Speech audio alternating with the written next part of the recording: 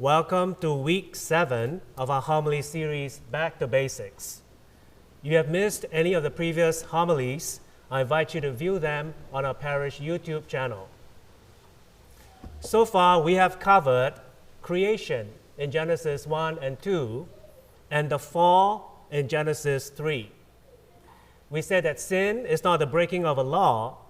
Sin is the personal rebellion against, the rejection of the good Father, the one who is love, the one who out of love gives us everything that we have and everything that we are.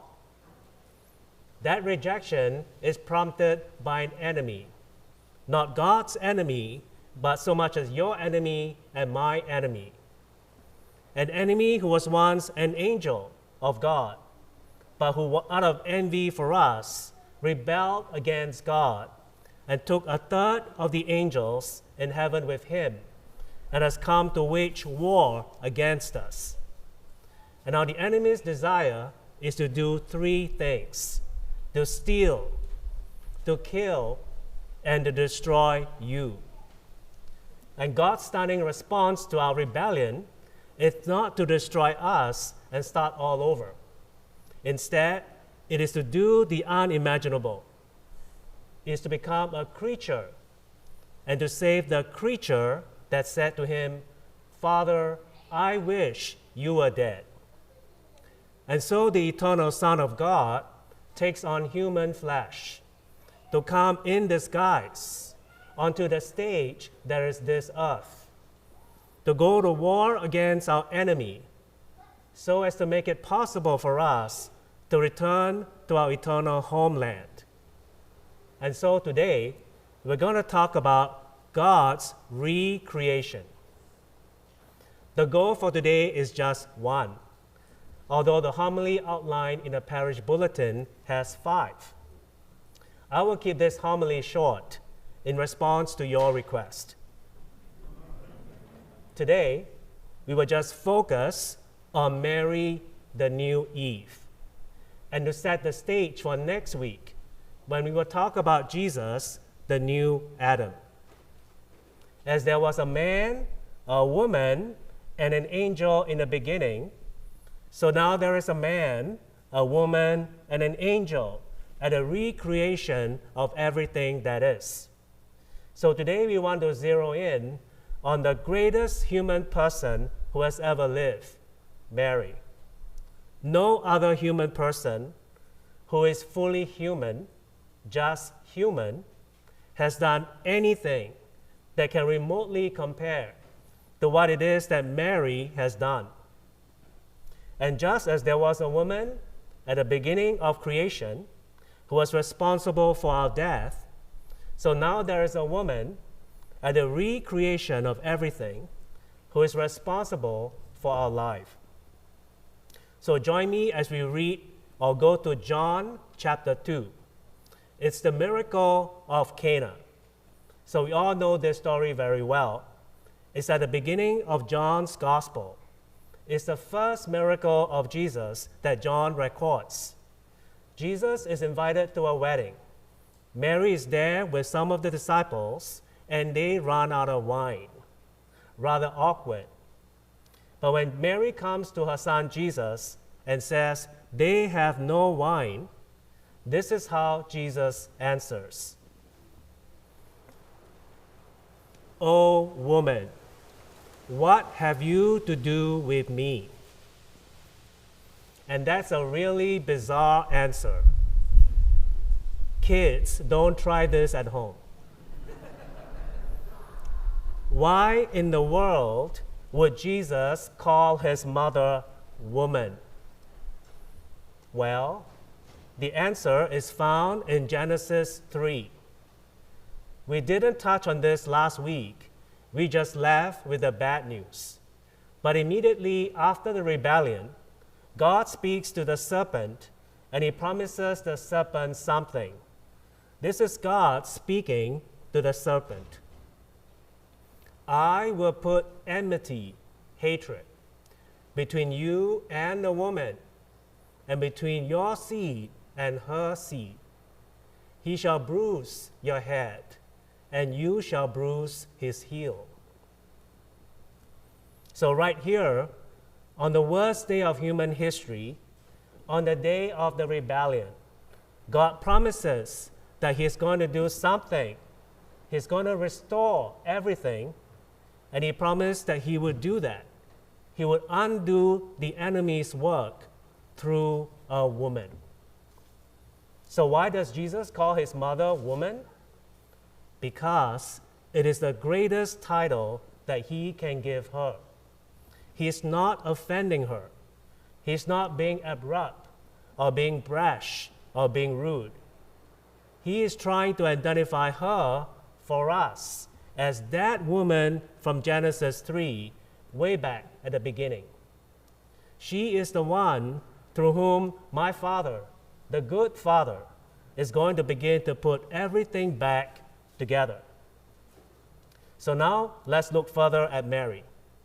Let's turn to the Gospel of Luke, chapter 1, to the scene of the Annunciation. In the 6th month, the angel Gabriel was sent from God to a city of Galilee named Nazareth, to a virgin betrothed to a man whose name was Joseph, of the house of David.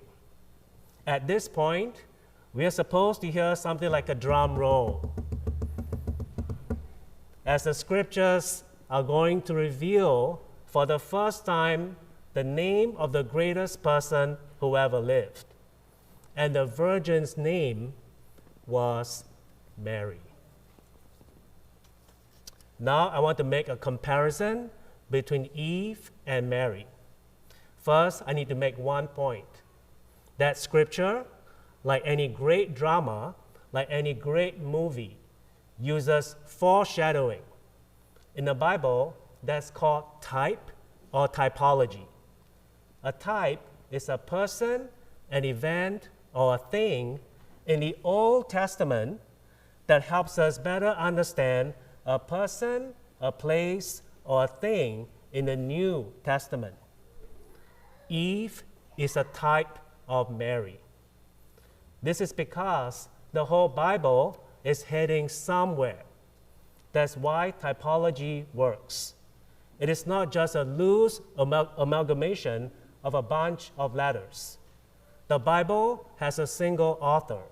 It's inspired by God. The Bible is pointing to someone. It's pointing to Jesus.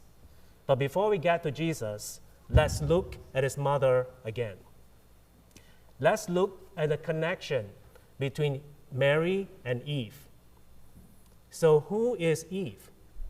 She was a virgin, conceived without sin, betrothed to a man, visited by an angel in the form of a serpent, presented with a question, and she is disobedient to God. And the result is death for the human race. Who is Mary?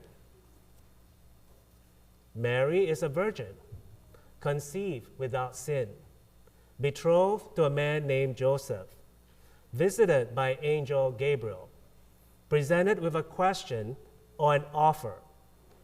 And in response, she is obedient to God, and the result is life for the human race.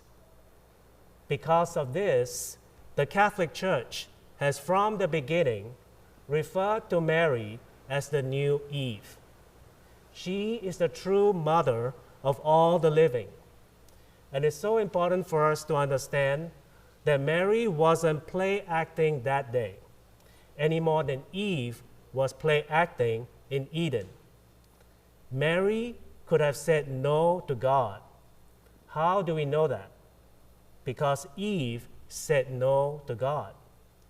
And if Mary had said no to God, then I don't know how we could possibly have been saved from the grip of the enemy who wants to steal, to kill, and to destroy us. But Mary didn't say no. What did Mary say? She said, "Behold, I am the handmaid of the Lord. Let it be done to me according to your word." In other words, Do to me whatever you wish. I'm all yours. I will do anything that you want.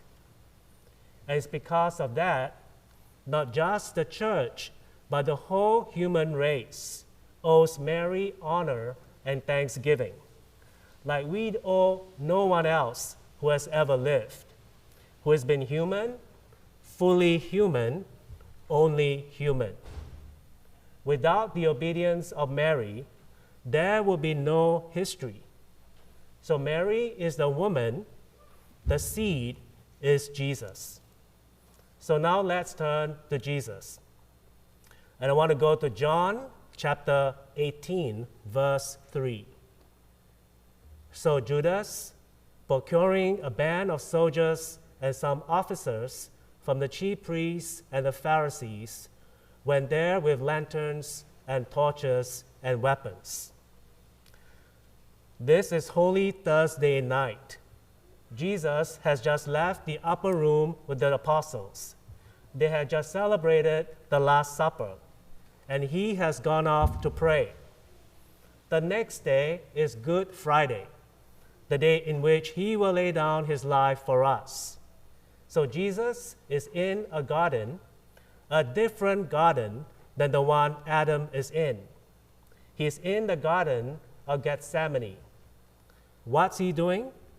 He's wrestling with a decision. What decision? To repair the bridge between God and man that has been broken by Adam. To become the new bridge, to become the new Adam. As Jesus wrestles with this decision, he is in agony, sweating blood. Just like Eve is an image of Mary, so Adam is an image of Jesus. This is what Paul was trying to tell us in Romans 5. Then, as one man's trespass, Adam, led to condemnation for all men, so one man's act of righteousness, Jesus, leads to acquittal and life for all men. For as by one man's disobedience, Adam, many were made sinners, so by one man's obedience, Jesus, many will be made righteous. And so everything is starting over again with Jesus. Everything is being recapitulated. That's how the church talked about it. And while Jesus is a real man, he's not just man. He's much, much more. He is God in the flesh. And that's what we are going to talk about next week.